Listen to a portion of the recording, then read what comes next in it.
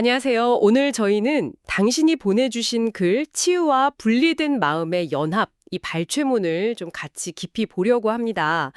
마음이 이렇게 나뉘었다. 이런 생각이요. 이게 어떻게 고통이나 병으로 느껴지는지, 그리고 또 반대로 마음이 하나로 이렇게 합쳐지는 게 어떻게 치유를 가져오는지, 이걸 좀 살펴보려고 해요. 네, 맞습니다. 이 글에서 정말 핵심적으로 말하는 건요. 우리가 스스로 분리되어 있다. 이렇게 믿는 생각, 바로 그 생각 자체가 질병을 인식하게 되는 근본 원인이라는 거예요. 아, 그 믿음 자체가요. 네. 그리고 여기서 기적이라고 말하는 게 무슨 초자연적인 현상 이런 게 아니고요. 바로 이 분리라는 환상, 그 꿈에서 깨어나서 마음을 다시 연결하는 거, 이 인식의 전환, 이걸 기적이라고 부르는 거죠. 이 개념이 당신의 경험 속에서 어떨지 한번 같이 보죠. 좋습니다. 그럼 오늘 저희 목표는 명확하네요.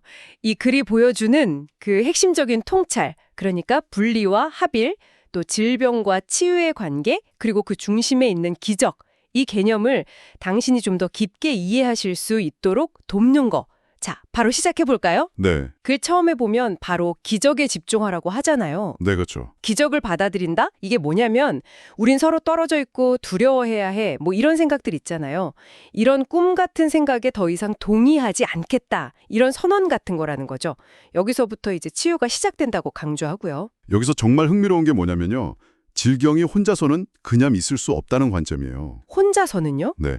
다른 마음이 그래 우린 분류된 거 맞아 이렇게 암묵적으로라도 동의를 해줄 때 그때 비로소 질병이 진짜 있는 것처럼 보이게 된다는 거죠. 아, 그러니까 일종의 합의가 필요한 거군요. 그렇죠. 만약에 당신이 이런 분리의식에 동조하지 않고 이 상황에 내 마음이 어떤 역할을 하고 있구나 이걸 딱 알아차리면요.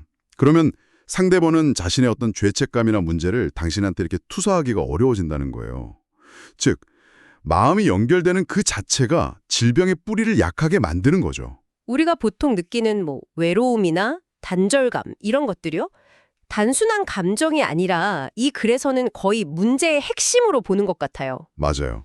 그런데 우리가 꾸는 꿈속에서는 이게 완전 반대로 보인다고 하잖아요. 네, 그 부분이 중요하죠. 분리된 몸들만 보이고 서로 도저히 합쳐질 수 없을 것 같은 그런 느낌?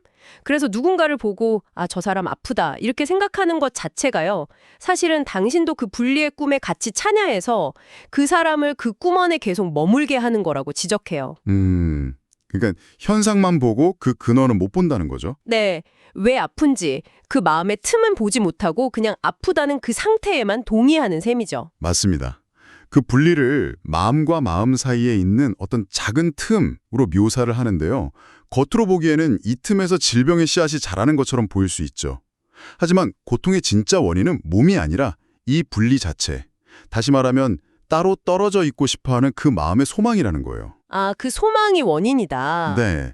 근데 재밌는 건 이 틈이 본질적으로는 실체가 없다고 비유를 해요. 마치 그 배가 지나간 뒤에 물결 사이에 잠깐 생겼다가 사라지는 빈 공간처럼요. 마음들이 아니다, 우린 합쳐지겠다 이렇게 선택하면 그 물이 다시 합쳐지듯이 이 틈은 그냥 순식간에 사라진다는 거죠. 바로 이 틈을 깨끗하게 비워낸다고 해요. 즉 분리의식을 거둬들일 때요. 그때 신성함 혹은 그 온전한 연결이 회복될 수 있는 공간이 생긴다는 겁니다. 공간이 생긴다. 네, 기적은 죄책감 같은 증거를 남기지 않아요.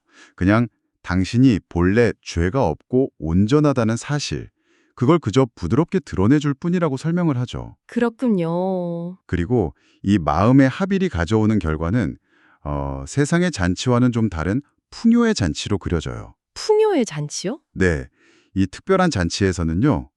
누군가가 더 많이 받으면 받을수록 이게 참 이상하게도 다른 모든 사람들이 나눌 것이 더 풍성해진대요. 와, 그건 정말 세상 방식과는 다르네요. 그렇죠. 부족함이라는 개념 자체가 아예 성립할 수가 없는 상태인 거죠. 사랑이 바로 당신과 다른 이들을 갈라놓는 것처럼 보였던 그 틈 있잖아요. 그 공간에 잔치상을 차린다는 아주 아름다운 이미지로 표현하고 있습니다. 오늘 나눈 이야기의 핵심을 좀 정리해보자면, 이런 거겠네요. 우리가 경험하는 그 분리감, 그리고 그걸로 인해서 생기는 질병에 대한 인식. 이건 사실 우리가 그걸 붙들고 거기에 동의하기 때문에 유지되는, 환상과 같다는 것? 네, 맞습니다. 환상이죠. 그리고 진짜 치유는 이 분리의 꿈에서 깨어나서 마음을 하나로 합치는 기적, 즉 인식의 전환을 통해서 온다는 거고요. 어쩌면 가장 좀 급진적인 생각은 우리가 분리나 고통을 그냥 겪는 게 아니라 분리되었다는 그 환상에 동의함으로써 그것을 선택하고 있다는 점일지도 모르겠어요. 네, 아주 중요한 지적입니다. 이 내용을 들으시면서 당신의 삶 속 어느 영역에서 혹시 이런 분리의 인식을 여전히 붙들고 있지는 않은지 이걸 좀 돌아보실 수 있을 것 같아요. 어쩌면 자신이나 다른 사람의 아픔이요. 그게 뭐 관계의 단절이든 내면의 갈등이든 거기에 나도 모르게 약간 동의하면서 그 틈을 유지하고 있는 건 아닌지. 아, 무의식적으로요? 네. 만약에 그 틈을 메우기로, 즉 연결을 선택하기로 한다면 과연 어떤 다른 현실이 펼쳐질 수 있을지 한번 상상해 보시는 것도 좋을 것 같습니다. 네, 마지막으로 생각해 볼 점인데요. 이 글은 세상 전체가 어쩌면 영원이라는 그 온전함을 조각내려는 작은 틈과 같을 수도 있다고 암시를 하거든요. 그렇죠. 세상 자체가요. 당신의 그 바쁘고 분주한 일상 속에서 이렇게 다 쪼개지고 분리된 것처럼 보이는 세상의 파편들, 그 너머에 있는 본래의 그 연결된 전체를 아주 잠깐이라도 인식한다는 것, 이게 과연 어떤 경험일지 한번 조용히 마음에 품고 가시면 어떨까 싶습니다.